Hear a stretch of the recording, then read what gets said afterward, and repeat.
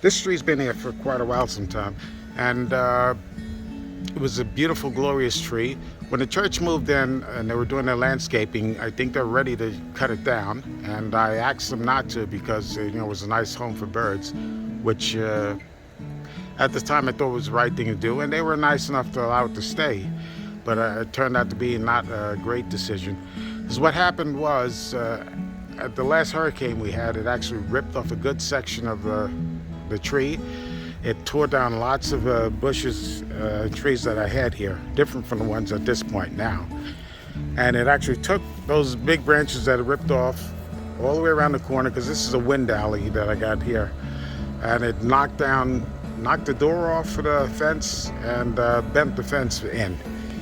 Anyway, so, that's just Mother Nature. You can't predict that deal. Anyway, it died, and then a woodpecker moved in.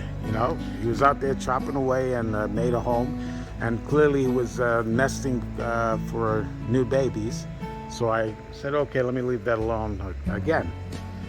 He stayed in for a while, and then all of a sudden we started getting the grackles were coming in, and I think I made a video on that also, I'm not sure. And they were staying in a friend's yard up in this big pine tree.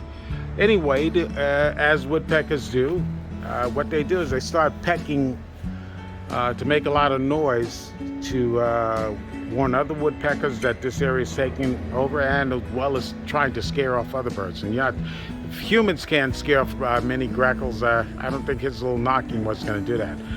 And that wasn't a big problem for me until he decided that he could make, or she, could make more noise tapping across my top of my chimney. And the noise itself was annoying, but I was more concerned it was going to poke a hole inside the cap plate up there, and then I was going to have a leak there. So I'd have to keep coming out here, chasing him away, then banging on the chimney itself, the metal section, to try to chase him. Come out here. None of that worked. I'd even come out here sometimes after he did some chopping and spray his tree down just to say, look, hey, you mess with my house, I'll mess with yours. That didn't work too well either.